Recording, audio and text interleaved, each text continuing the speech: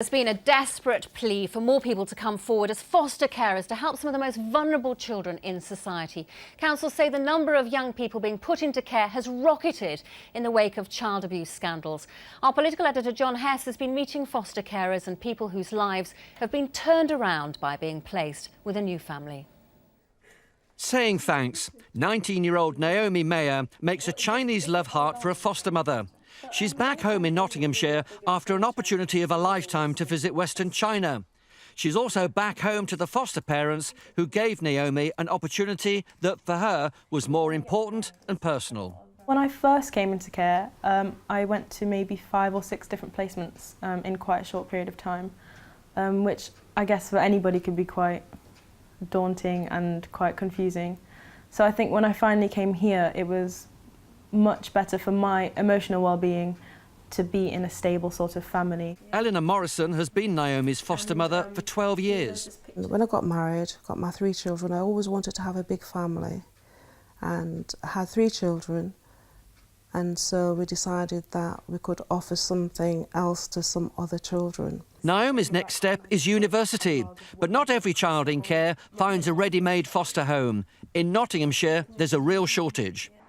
For councils like Nottinghamshire facing severe budget pressures, this is why it needs to find more foster parents, because the cost to the council of putting a child in council residential care is almost £2,100 per week. Compare that figure with this one, £447 per week. That's the cost to the council of putting a child in a foster home. It was the repercussions of the Baby Peter child cruelty case in North London that forced a national overhaul in council policy towards child protection.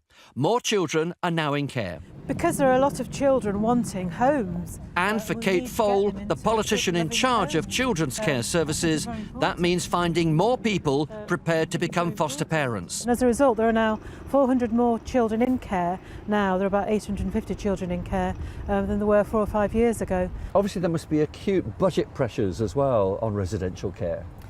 Yes, the absolute best place for children, or for almost all children in care, is in a loving, caring foster home or an adoptive home. And that's what we're working towards. Not only is it cheaper, it's also much, much better for them. If only finding foster parents was as easy as picking flowers. The County Council needs 25 extra carers each year.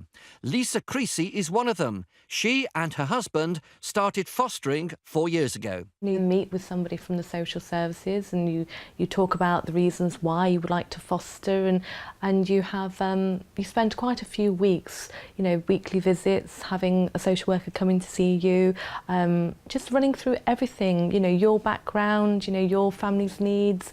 It is quite a lengthy process, and sometimes it can feel quite personal, but as a potential foster carer, you want to feel that you are safe to be looking after these children. This is the Chinese word for love.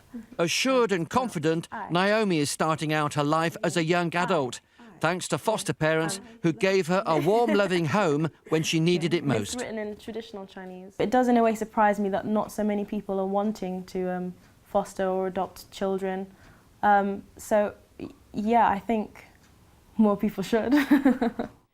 Well, we're joined from our London studio now by Dr. Lucy Peake from the Fostering Network. Lucy, hi. We heard in John's report there that there's been this big rise in young people being taken into care.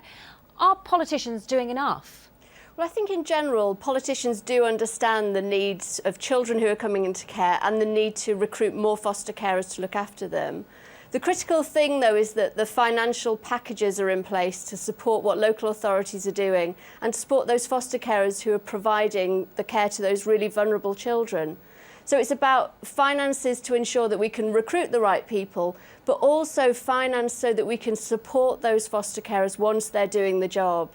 Because it makes sense, really, Jason, doesn't it, to invest in this wisely? Because, as our political editor mentioned, it's so much cheaper, isn't it, for someone to go into foster care than to go into a home? It makes sense for a number of reasons. I was a foster carer for 3 or 4 years, and I always felt the County Council didn't invest enough to make people feel like it was something they could do, training and support. And if they can save some money as well, they can reinvest that in exactly those things so people can feel confident about offering some support and love in terms of a family for somebody who must really need it. Can we really do more, though, at the moment, Lillian, when we've just been talking about cuts in budgets to councils? Where'd you go? Well, I mean, I think that is one of the challenges that local authorities are facing. But perhaps it's also about telling people out there that they could be foster carers. For example, it's open to anyone over the age of 21. It doesn't matter whether you're employed or unemployed. It doesn't matter whether you're a single person or part of a couple or gay or straight. It's about whether you can offer a loving home to a child, perhaps a child who's got support needs, or perhaps more than one child. And it's really important that people know that there is support available to them, both financial and training and help, because obviously if you're taking on a child who's perhaps come from quite a difficult background, you'd want to be confident that you were able to do that. So, Lucy, is there enough money going into this in the first place? Well, the government has said quite clearly there is no hierarchy of care, but we can see that more government funding goes into adoption than fostering. So we're very keen to say, let's put the money where, to support fostering as well. There's a huge disparity, isn't there, on the amount that's actually spent on adoption. I think is 50 million, and there's about $750,000 spent on fostering. That doesn't seem right, really, does it? I mean, that's at national level, and local authorities are working really, really hard to continue to recruit foster carers. The challenge, as you said, is that there's more children coming into care, and there's also a churn within the foster carer population. So some of them are retiring, and local authorities therefore need to meet the new demand, but also replace those foster carers who are leaving. What was your experience like, Jason? You mentioned that you were a foster carer for a few years. It was quite positive. Of course, when you get elected to county council, you couldn't be a foster carer any longer. I always felt that there was a little bit too much pressure. I had a young boy brought to me. He was going to be there for the weekend. It was an emergency respite. He was there 2 years. So there was this need, that they didn't prepare people for properly. It's an incredibly rewarding process, and you give back to people who really need it. But I think the county councils need to do much more to say, if this is for you, we'll support you better. And one of the things that Nottinghamshire County Council told us, Lucy, is that one of the big problems that they face really is that many people are interested in fostering, but they're more interested in fostering younger children, as in under 4 years old, for example. But they've got so many teens who really need a home. Yeah, and that's a similar situation across the country. We have a real need to recruit foster carers to look after sibling groups, teenagers and children with disabilities. So it's really important that we talk about the different types of foster care that are available, and we try and reach out to as many people as possible and encourage them to come forward. How can we make it easier, Lillian, do you think? Because obviously it's not an easy thing to do, obviously, clearly, Yep. to be a foster parent, but there are so many hoops and hurdles to go through. Is that part of the problem? Yeah, and well, I think, we've got to give people the confidence that they can be foster carers, that it is about having energy, being willing to listen and empathise, and the fact that you will get support in dealing with children, particularly those who've got more complex behavioural needs or learning disabilities, or who are teenagers, and, everyone's teenagers can be quite a challenge anyway.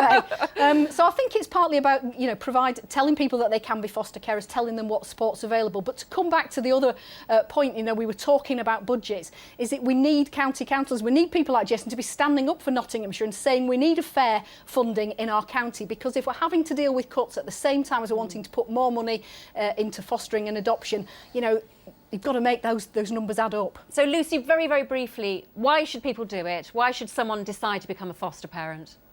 Foster carers come forward because they want to make a difference to children's lives. So that's the fundamental thing. Think about whether you want to make a difference to a child's life. If so, have a talk to other foster carers or look at couldyoufoster.org.uk. Dr. Lucy Peake, thank you very much indeed for joining us.